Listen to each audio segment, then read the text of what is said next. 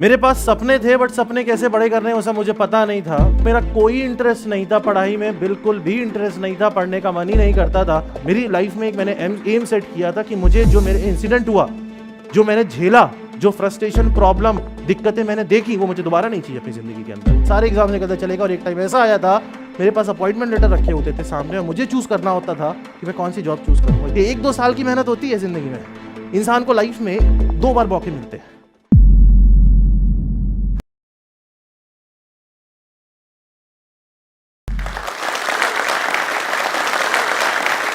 नमस्कार दोस्तों, मेरा नाम अखंड स्वरूप पंडित है। मैं एक IAS ऑफिसर हूँ, एक टीचर हूँ और एक एंटरप्रेन्योर हूँ। आज मैं आपके सामने अपनी लाइफ की वो जर्नी लेके आया हूँ, जिस जर्नी में एक ऐसा स्टूडेंट, एक ऐसा बच्चा जो एक छोटे से शहर में रहता था, जिसके पास लाइफ को आगे बढ़ाने के लिए, जीने के लिए कोई डायरेक्शन नहीं था, वो इंसान अपनी लाइफ में कैसे बढ़ के कुछ अचीव करता है, वो मैं आपके सामने आज कुछ शेयर करना चाहता हूँ। मैं एक बहुत छोटे से शहर बरेली को बिलोंग करता हूँ। मेरे पास सपने थे बट सपने कैसे बड़े करने हैं वो सब मुझे पता नहीं था।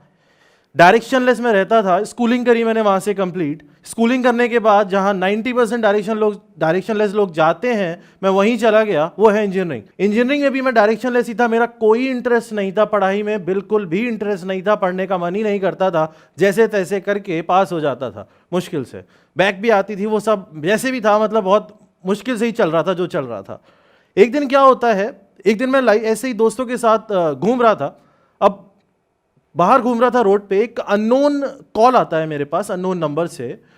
वो इंसान मुझे बोलता है कि सर, मैंने आपका नंबर एक बंदे के मोबाइल से अभी लिया है, टॉप कॉल लिस्ट पे था, तो वो इंसान का एक्सीडेंट हो गया है, बहुत बुरी कंडीशन हो गई है। जिस कार का एक्सीडेंट हुआ है वो कार एकदम क्रैश हो चुकी है, सर इनका पूरा फट गया है, खून निकल रहा है, आप जहाँ भी हो, जैसे भी हो, यहाँ आ जाओ। मैं शॉक हो गया, मुझे झटका लग गया। मुझे लगा यार ये किस चीज़ की, किनकी बात कर रहा है, क्या पूछ रहा है, क्या बोल रहा है।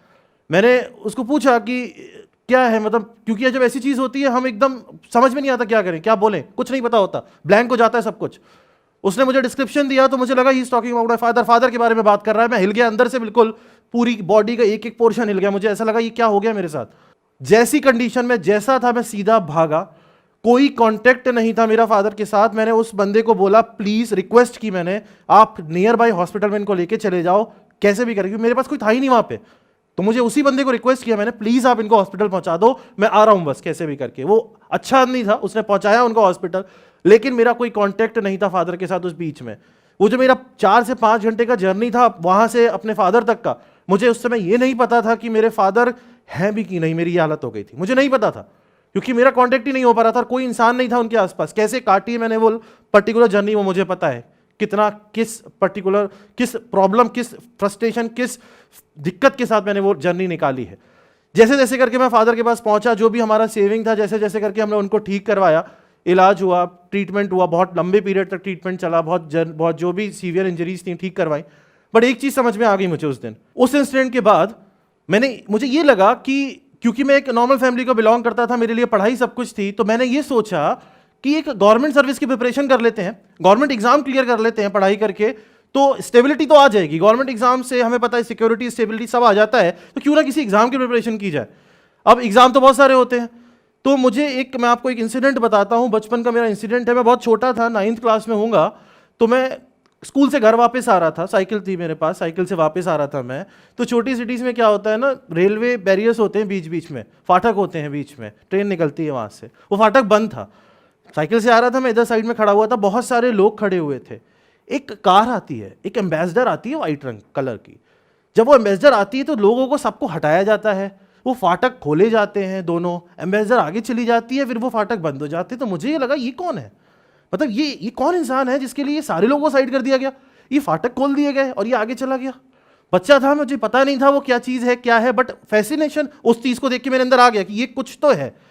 जब मैं बड़ा हुआ, जब वो इंसिडेंट हुआ एक्सीडेंट वाला, उसके बाद मुझे जब गवर्नमेंट सर्विस का लगा, तो मैंने कहा ठीक है, जब तैयारी कर ही रहे हैं, जब जान लगा ही रहे हैं, तो फिर उस चीज़ के लिए भी जान लगाओ ना जिस चीज़ के लिए आपको पहले से ही फैसिनेशन है और जो सबसे टॉप मोस्ट लेवल की पोस्ट है। तो मैंने पढ़ाई करना शुरू किया। मैंने कहा ठीक है, यूपीएससी ही पढ़ेंगे, सारे एग्जाम्स के साथ साथ में प्रिपरेशन ऑटोमेटिकली होती चली जाएगी जिनका मैंने टारगेट लिया हुआ है। अब क्या होता है कि जब हम छोटी जगह पे होते हैं तो हमारे पास ना तो मटेरियल अवेलेबल होता है, इजीली बुक्स अवेलेबल नहीं होती हैं, ऑनलाइन का उस समय था नहीं कि ऑनलाइन ऑर्डर कर दो घर पे बुक आ जाए, ऐसा था नहीं। तो मैंने कहा ठीक है, काम करते हैं, दिल्ली शिफ्ट होते हैं। पढ़ाई करते हैं अच्छे से।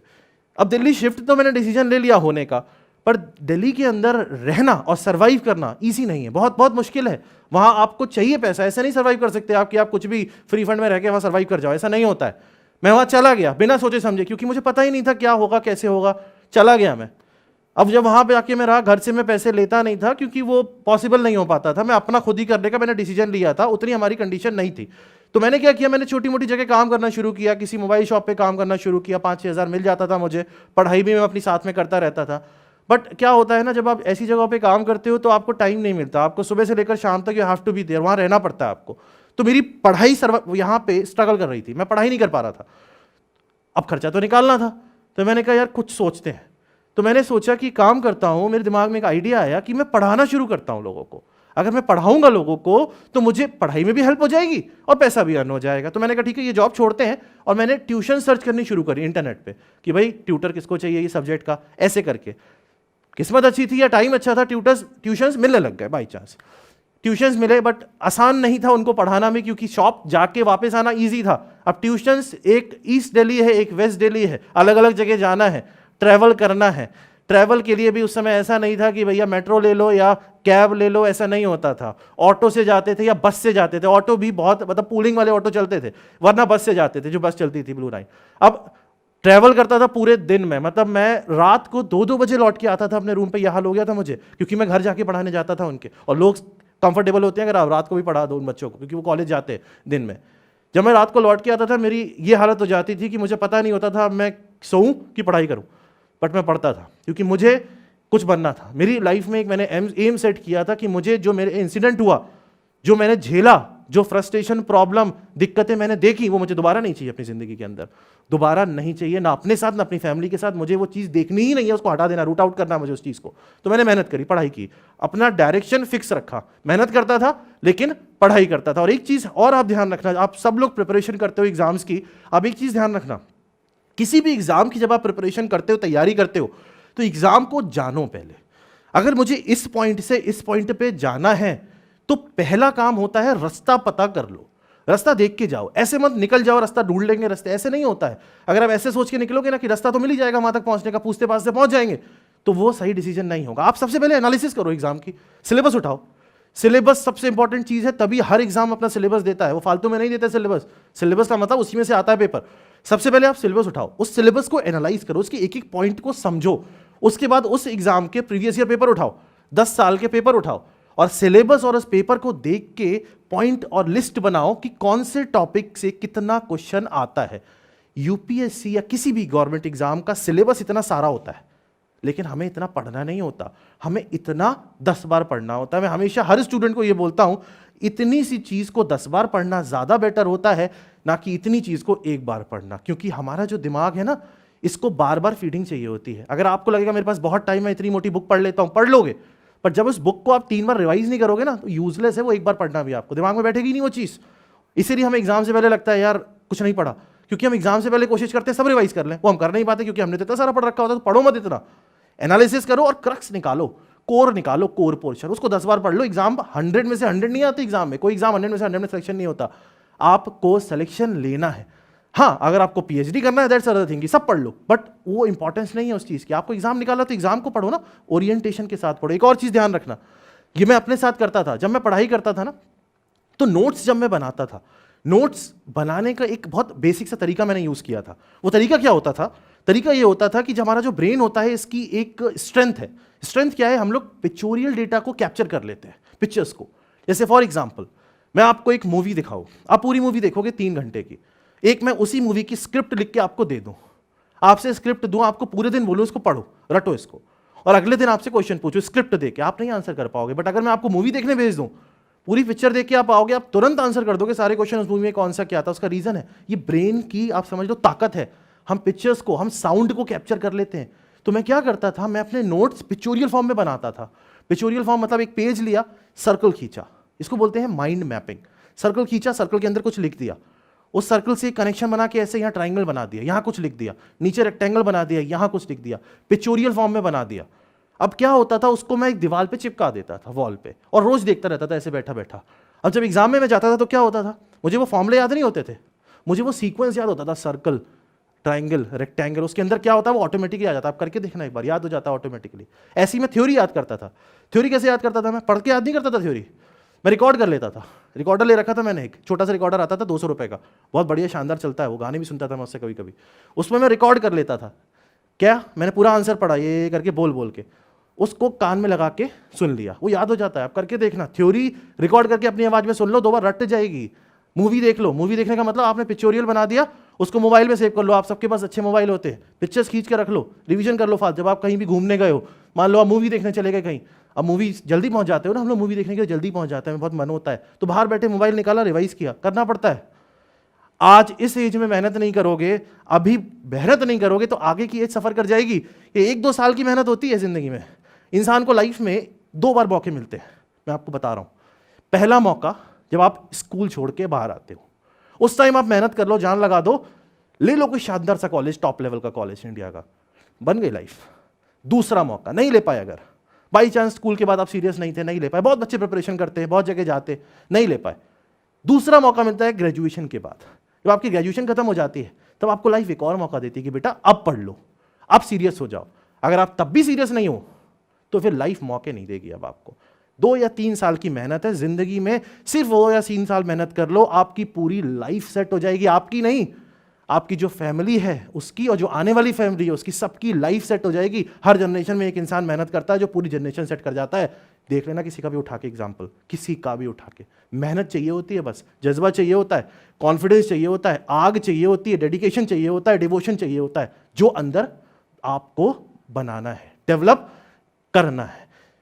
ये चीजें करते करते जब मैंने एग्जाम भी दिए, पढ़ाता गया, ये सब चीजें मैं अपने आप को रिवाइंड करता था, इसलिए मैं आपको बता रहा हूं, ये सब चीजें मैं करता था पर्सनली। पढ़ाने लग गया मैं, मुझे लगा पढ़ाऊंगा, पढ़ा पढ़ा के पैसा भी कमाने लग गया, पैसा भी आने लग गया और रिवीजन भी होने लग गया। अब फायदा क्या हुआ, मैंने इसके बाद एग्जाम्स दिए, एग्जाम दिया। अब एग्जाम्स जो होते हैं इनका रिजल्ट बहुत टाइम बाद आता है, गवर्नमेंट सर्विसेज होते हैं एकदम रिजल्ट नहीं देते, तो उस टाइम तो और टाइम लगता था, अब तो फिर भी दे देते हैं। पहले तो 2-2, 3-3 साल तक रिजल्ट नहीं आता था एग्जाम्स का। अब एग्जाम दे दिया, रिजल्ट आ नहीं रहा, क्या करूं, खाली थोड़ी बैठूंगा, पढ़ाना कंटिन्यू रखा मैंने, ट्रैवल करने लग गया। अब क्या करता था मैं, जैसे दिल्ली से मुझे इंदौर जाना है पढ़ाने के लिए, मैंने ट्रेन पकड़ी, इंदौर गया। अब मैं तैयारी छोड़ तो नहीं सकता, मुझे थोड़ी पता मेरा सिलेक्शन हो जाएगा। अगर मैंने पेपर दे भी दिया तो मुझे थोड़ी पता हो जाएगा सिलेक्शन, हो सकता है नहीं हो, तो मैं पढ़ना छोड़ नहीं सकता था। मैं क्या करता था, ट्रेन में पढ़ता था, ट्रैवल कर रहा होता था, ट्रेन में पढ़ने लग जाता था। ऊपर स्लीपर में नहीं जाता था मैं, जनरल में भी ऊपर ऐसे करके वो बनी होती है। अब लोग क्या करते हैं, रात को जब आप ट्रेन में जाते हो ना, ट्रैवल करते हो लॉन्ग डिस्टेंस, लोग लाइट बंद करके सो जाते हैं। मेरा ये हाल हो गया था, मैं इतना ट्रेन में ट्रैवल करता था, मेरी आधी लाइफ उस समय ट्रेन में जाती थी कि जो टीटी होता था वो मुझे पहचान गया था। वो वहाँ पे जो लोग नीचे बैठे होते थे, क्योंकि मैं ऊपर वाली बर्थ पे बैठता था पढ़ने के लिए, इससे डिस्टर्बेंस ना हो, वो उनको बोल देता था टीटी कि ये बच्चा पढ़ेगा रात भर, आपको दिक्कत हो मैं आपकी सीट चेंज करवा देता हूँ, ऐसे बोल देता था जब वो टीटी आता था अंदर चेक करने के लिए, क्योंकि उसको वो कंफर्ट, उसको पता लग गया था ये पढ़ रहा है, इसको पढ़ेगा। लोग सपोर्ट करने लग जाते हैं। अगर आप अपने लाइफ के लिए सीरियस हो ना और आपका डेडिकेशन पूरा है, तो आप खुद देखोगे हर इंसान आपको हेल्प करेगा। उसको भी लगता है ना बच्चा मेहनत कर रहा है, सपोर्ट कर दो, क्या दिक्कत है, कोई नहीं कहेगा मत पढ़, बंद करके बैठ जा, कोई नहीं कहेगा, ऐसा कोई इंसान नहीं होता है। हर किसी के पास कहीं ना कहीं एक फील होता है जो वो रिलेट कर पाता है। तो मेहनत अपनी करते रहो 100%। ऐसे ही जब बीच का टाइम था जो मैं पढ़ पढ़ के एग्जाम तो देता ही था, मुझे पता नहीं था सिलेक्शन होगा नहीं होगा, तो मैं जितने भी फॉर्म मिलते थे ढूंढ ढूंढ के सारे फॉर्म भर देता था, सारे फॉर्म भरता था, एग्जाम देता था, रिजल्ट भी आता था। तो ऐसे मैंने बहुत सारे एग्जाम निकाल दिए, जैसे UPSC engineering services, GATE, MPPSC, HPPSC, NET, SSC और बहुत सारे, एनटीपीसी, आईओसीएल, सारे पीएसयू अलग अलग एग्जाम लेते थे उस टाइम पे। ये सारे एग्जाम्स मैं बता भी नहीं सकता कितनों के मैंने फॉर्म भरे थे, जा जाके मैं पेपर देके आता था, सारे एग्जाम्स निकलते चलेगा। और एक टाइम ऐसा आया था मेरे पास अपॉइंटमेंट लेटर रखे होते थे सामने, और मुझे चूज करना होता था कि मैं कौन सी जॉब चूज करूंगा, यह हाल होता था।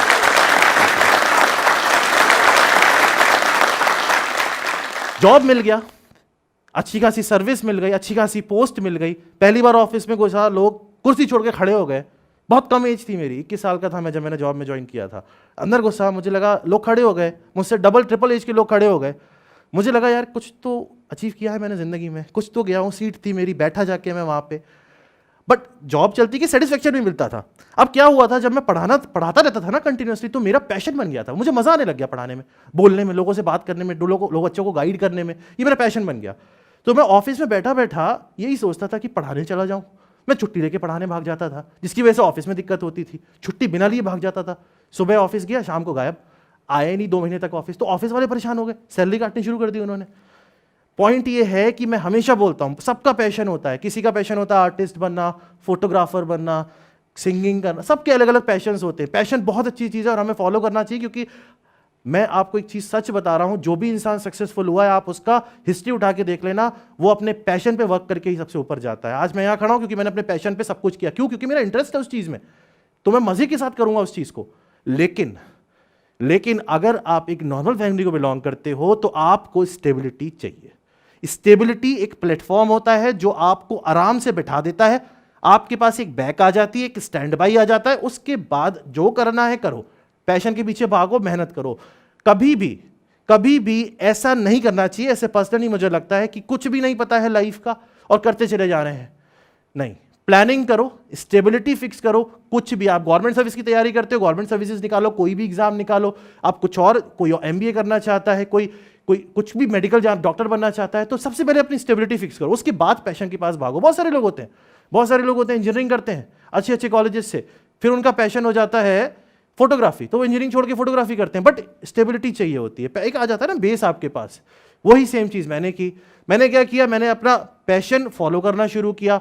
जॉब से छुट्टी लेके फिर मैंने एक बेसिक सा प्लेटफॉर्म बनाया जिसमें मैंने जिन बच्चों को स्ट्रगल करते हुए देखा था, मैंने खुद जो स्ट्रगल किया था पढ़ाई के लिए, कि मेरे पास मटेरियल नहीं होता था, मेरे पास टीचर्स नहीं होते थे, मेरे पास अच्छी क्वालिटी एजुकेशन नहीं होती थी, उसके लिए मैंने एक प्लेटफॉर्म बनाया कैटलिस्ट ग्रुप के नाम से, जहां पे मैंने बच्चों को उनके घर बैठे बैठे वो चीज़ दे दी जिसको लेने के लिए उनको बड़ी सिटीज़ में जाना पड़ता है। एक लास्ट कंक्लूजन में एक चीज़ ध्यान रखना हमेशा, जब आप ये स्ट्रगल करोगे, जब अपने पैशन की तरफ या अपने एम की तरफ, गोल की तरफ भागोगे, तो आपको बीच में ना बहुत सारी प्रॉब्लम्स मिलेंगी, बहुत सारी दिक्कतें मिलेंगी, बहुत सारी गंदगी मिलेगी।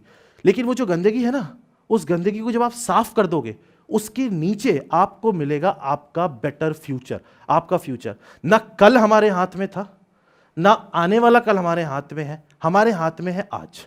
इस आज को जियो, इस आज के लिए वर्क करो। सुबह उठ के प्लान करो, ये करूंगा मैं आज को जितना अच्छा बनाओगे, आने वाला कल उतना अच्छा बन जाएगा। और बीते हुए कल से हमें मतलब नहीं है, वो तो चला गया, जो था जैसा था गया। आज अभी है, फ्यूचर में जो होगा वो आज पे डिपेंड करेगा। तो अगर आपको अपना फ्यूचर अच्छा बनाना है, अगर आपको अपनी आइडेंटिटी बनानी है, अगर आपको कुछ अचीव करना है, तो आज अभी इसी वक्त अपने एम के लिए वर्क करना शुरू करें। एक समय ऐसा था जब मैं अंग्रेजी में बात करने से बहुत ज्यादा डरता था। राहुल, तू कभी अंग्रेजी में बात कर ही नहीं सकता, तेरे लिए ऐसा कभी हो ही नहीं पाएगा कि तू कॉन्फिडेंटली अंग्रेजी में बात करेगा। जो आपका मन है, जो आपका दिमाग है, वो आपको रोकता है। कैसे करोगे, कैसे कर पाओगे? आपको एक बात समझना बहुत जरूरी है, किसी भी समस्या को हटाने के लिए उसका वाय समझना बहुत जरूरी है। लेकिन हमको यह पता था कि अगर आज मजाक बनाने की वजह से हम रुक गए तो हम जिंदगी में रुक जाएंगे।